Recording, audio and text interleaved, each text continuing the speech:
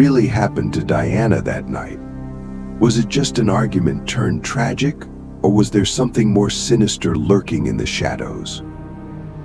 On the night of September 30th, 1979, a pregnant woman, Diana Dew, was brutally attacked in her own apartment, an attack so violent that it shocked the entire neighborhood. But what investigators would soon uncover went far beyond a random act of violence. The twists in this case left even seasoned detectives questioning everything they thought they knew.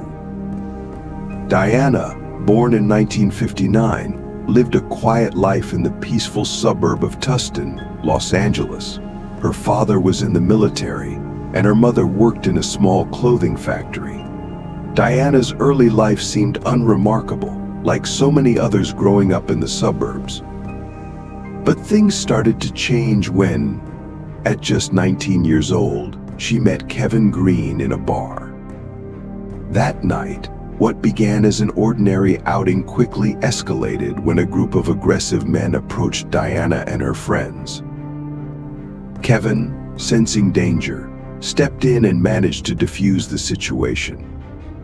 Diana, grateful for his bravery, offered to buy him a drink, a small gesture that would lead to a life-altering relationship. Their romance moved quickly, but not without complications.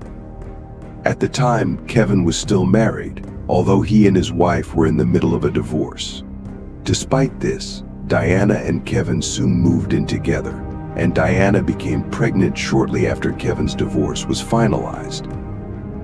They married on the same day. By September 1979, Diana was 9.5 months pregnant, eagerly awaiting the arrival of their daughter. The couple had rented a modest apartment in a small complex, and while Kevin continued his service as a Marine helicopter mechanic at a nearby base, Diana stayed home to prepare for the baby.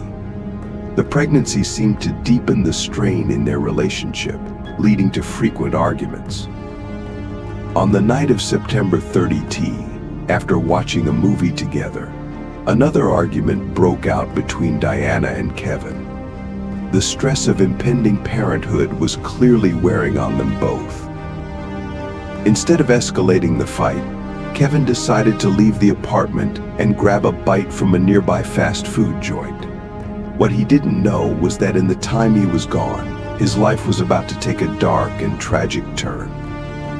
About 40 minutes later, Kevin made a frantic call to the police, reporting that his wife had been attacked and needed immediate medical attention. A patrol car, nearby at the time, arrived quickly at the scene. What they found inside the apartment was shocking. Diana was lying on the bed, covered in blood, her head showing signs of severe trauma. Blood splattered the walls, and although Diana was still breathing, it was clear that she was in critical condition. At first glance, officers believed Diana had been shot, but once paramedics arrived, they discovered the injuries were caused by blunt force trauma, not a gunshot. As medics rushed Diana to the hospital, police officers detained Kevin for questioning. Could he have been involved in this attack? His shock seemed genuine, but investigators needed more information. In his statement, Kevin explained that after their argument, he left the apartment to get burgers and clear his head. He had forgotten his keys but chose not to return for them, figuring he'd retrieve them when he got back. Kevin also mentioned something strange he had noticed on his way out. A van with its back door open parked near their complex. A man, described as African American, had been pacing nearby, looking somewhat suspicious. As Diana fought for her life in the hospital, detectives began piecing together the events of that night. What really happened during those 40 minutes Kevin was gone? Why was there no evidence of forced entry? And who was the mysterious man near the van? What the police would eventually uncover in this investigation would send chills down their spines, a shocking revelation that no one could have predicted. Could Kevin really be telling the truth? Or was there something more lurking beneath the surface? As police dug deeper into the case, the details became murkier, and the tension only grew. Kevin's recollection of events had its share of oddities. The van with the suspicious man, the late-night burger run, and the open door upon his return it all seemed off.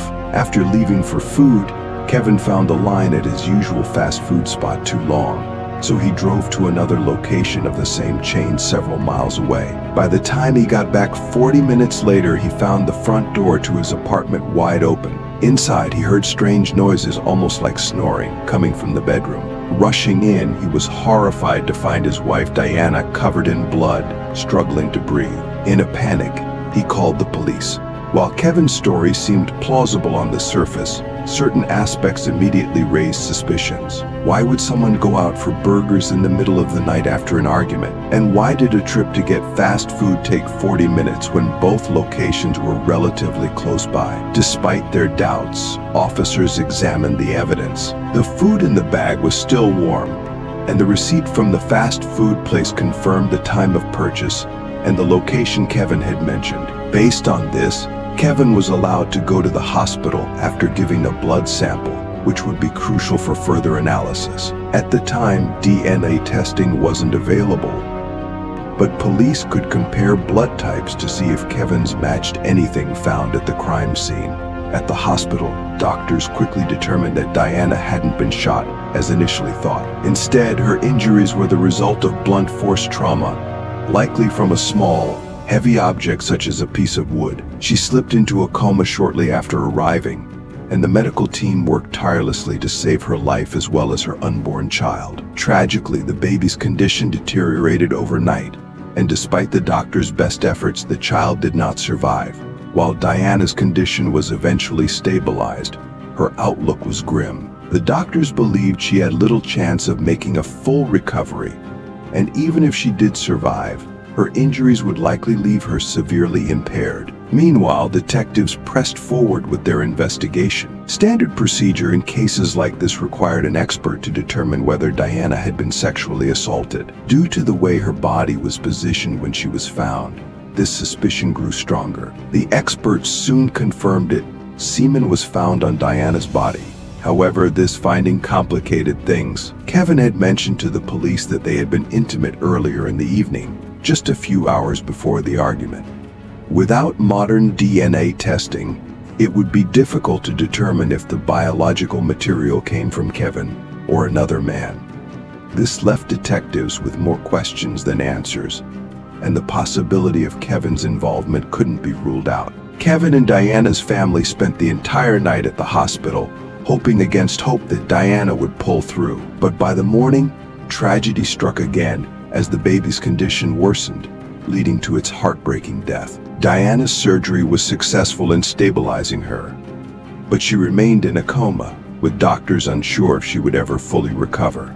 As detectives continued to investigate, Kevin remained a person of interest. Although his alibi seemed solid, his story raised some red flags. He had argued with his wife shortly before the attack, left the front door unlocked, and spent an unusually long time on what was supposed to be a quick trip to get food. His account of seeing a suspicious man near the apartment in the middle of the night also seemed too convenient. But the case took a chilling turn when police considered a different theory. For the past year, they had been investigating a series of similar attacks in Tustin and nearby areas. In December 1978, a 17-year-old girl had been brutally assaulted in her apartment by an unknown assailant wielding a piece of wood. She later died from her injuries. 4 months later, another attack occurred. A 21-year-old woman was also assaulted in her home and killed. By July 1979, a third woman had been attacked in the same brutal manner, though she survived after spending weeks in a coma. Her testimony, however, provided little in the way of identifying the attacker.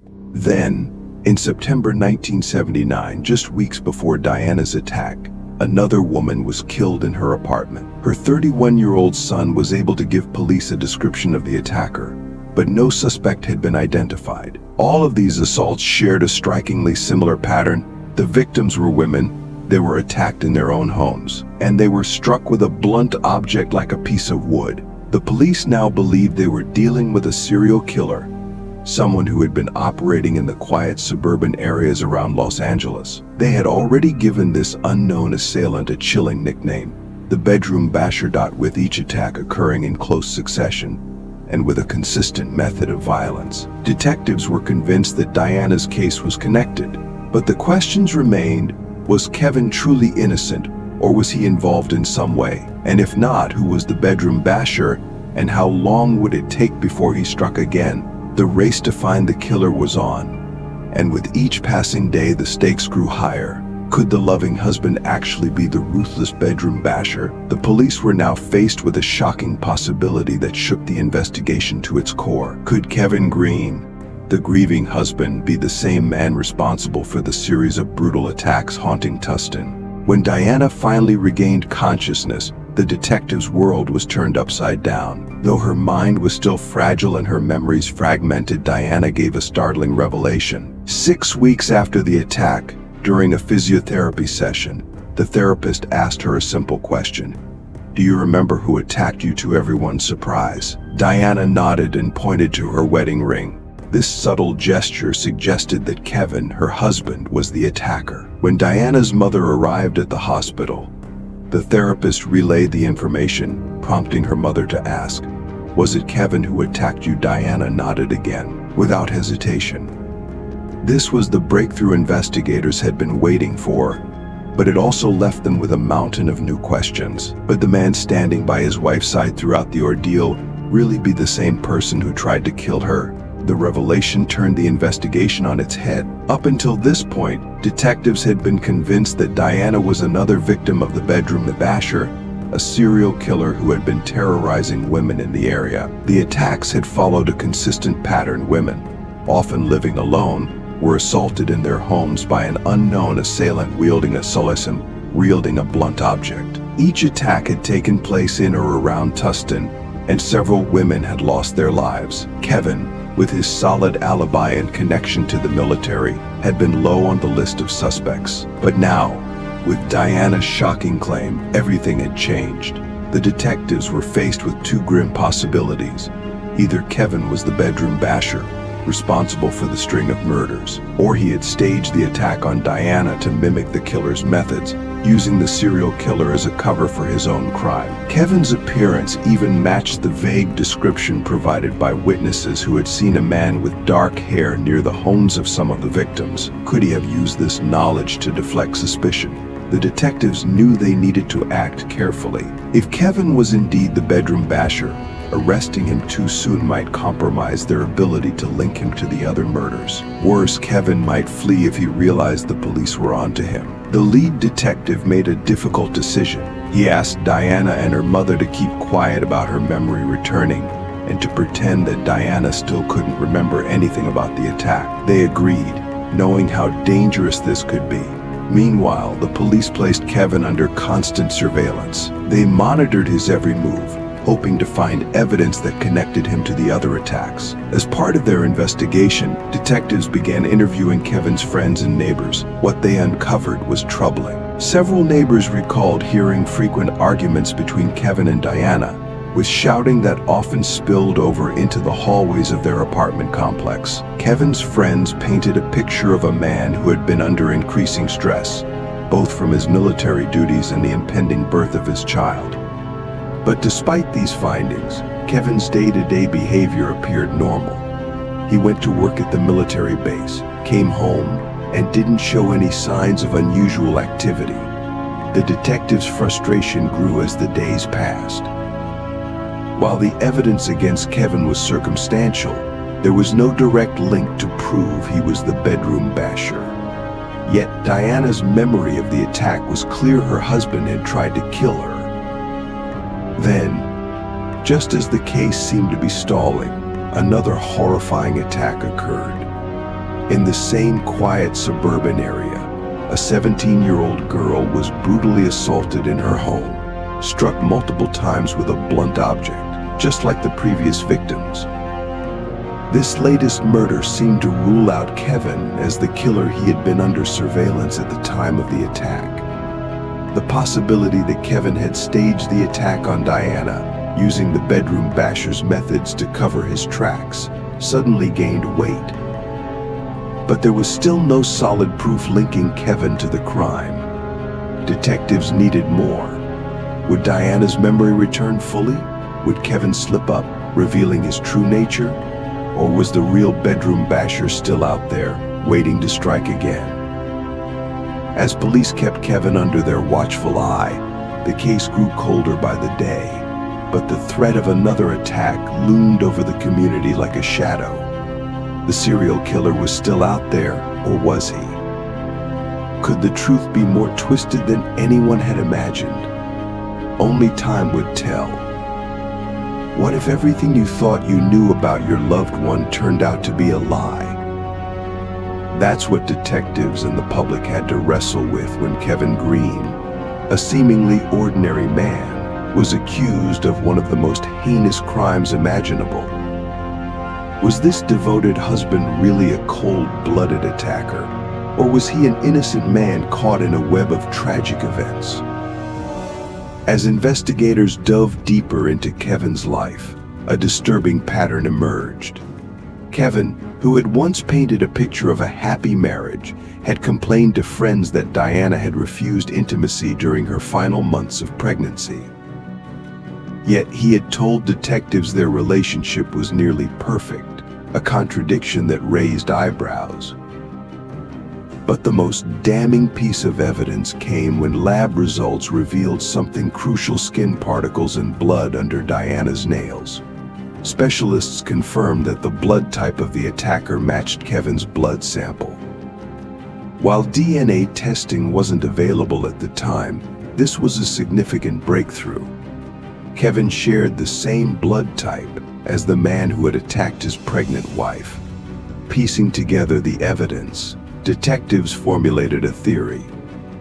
Kevin did indeed go to a fast food restaurant as his alibi claimed the receipt, and the cashier confirmed his visit. But what if he had attacked Diana before leaving for food? The 40-minute trip, which seemed unusually long given the proximity of the restaurants, now made sense. This window of time would have allowed Kevin to assault his wife, then leave the house to create an alibi. So what was the motive? Detectives speculated that Diana's refusal to be intimate may have triggered Kevin's violent outburst. He had complained to friends about her reluctance, and though he claimed they had been intimate just hours before the attack, the tension over this issue had been building for months.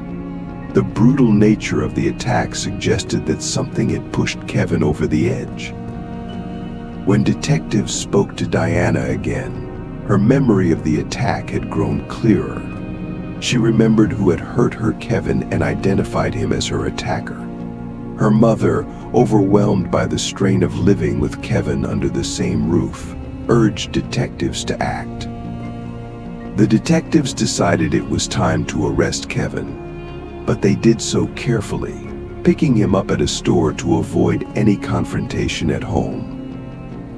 Despite his arrest, Kevin maintained his innocence, sticking to his story. But the evidence was stacked against him. Over the next 10 months, as trial preparations were made, Diana's physical condition steadily improved. She regained her ability to speak, though it remained challenging. Multiple doctors evaluated her mental recovery and agreed that she was a reliable witness. In court, Diana testified that it was Kevin who had attacked her. Her powerful testimony swayed the jury, and despite Kevin's defense team attempting to use his fast food alibi to cast doubt, it wasn't enough. In November 1980, Kevin was found guilty of killing his unborn child and brutally assaulting his wife. He was sentenced to 15 years to life in prison. While Kevin was behind bars, something peculiar happened. The bedroom basher attack stopped. Up until Kevin's arrest, the serial attacker had struck regularly, with only weeks separating the assaults. But after Kevin was imprisoned, the pattern ceased. This led some to believe that Kevin might have been the bedroom basher all along. However, there was a lingering question. During the time Kevin was awaiting trial, 2 more women had been attacked in similar ways, and they survived. These crimes had occurred before Kevin's arrest. Could there have been another attacker at large? Or had Kevin somehow committed these attacks, using the chaos of his personal life as a smokescreen? As years passed, Kevin continued to insist that he was innocent. He applied for parole multiple times, but each time he was denied. His refusal to admit guilt was seen as a lack of remorse, a major factor in his repeated rejections for early release. His time in prison was brutal. Other inmates often targeted Kevin, attacking him because of the nature of his crime. He endured multiple hospital visits and continued to face hostility behind bars. Meanwhile, Diana tried to rebuild her life. She filed for divorce, and Kevin did not contest it. Despite her slow physical recovery, Diana's life would never be the same. She suffered lasting effects from the assault, including partial hearing and vision loss, as well as ongoing difficulty with speech.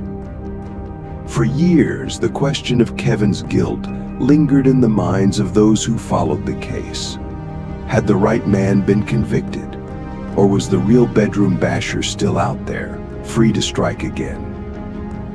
Only one thing was certain: Diana's life had been shattered, and whether or not Kevin was guilty, the truth left a trail of devastation that could never be undone. Kevin Green's ordeal is one of those cases that shakes the very foundation of trust in the justice system. After spending 16 years in prison for a crime he didn't commit, DNA evidence, and a confession from the real perpetrator, Gerald Parker, the infamous bedroom basher, proved Kevin's innocence. It's a chilling story about how missteps in an investigation can have life-altering consequences for the wrong person.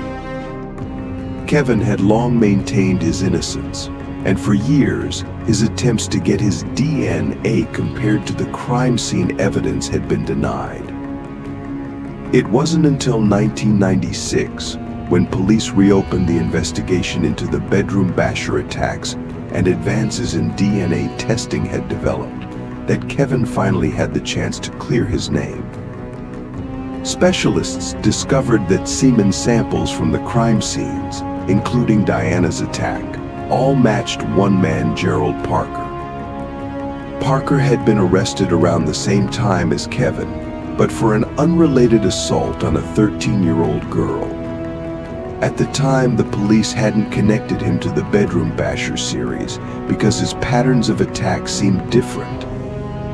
However, the DNA results left no doubt that Parker was the serial killer responsible for 6 murders and 3 non-lethal attacks, including the brutal assault on Diana.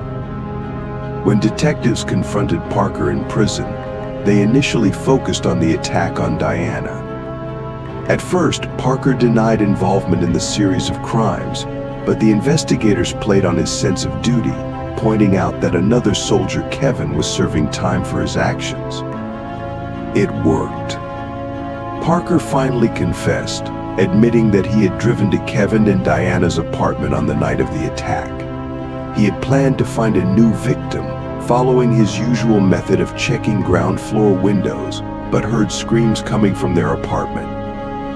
When he saw a man, Kevin, leaving, Parker waited a few minutes, then entered the unlocked door and attacked Diana. Parker's confession, coupled with the DNA evidence, confirmed that Kevin had been wrongfully convicted. Kevin was exonerated and released from prison after spending 16 years behind bars. The case caused a massive public outcry. People were furious that an innocent man had been locked away for nearly half his life, while the real killer roamed free. Upon his release, Kevin was awarded $110,000 in compensation from the state of California, a sum that many considered grossly inadequate. Years later, he received an additional $100 for each day he spent in prison, totaling $620,000.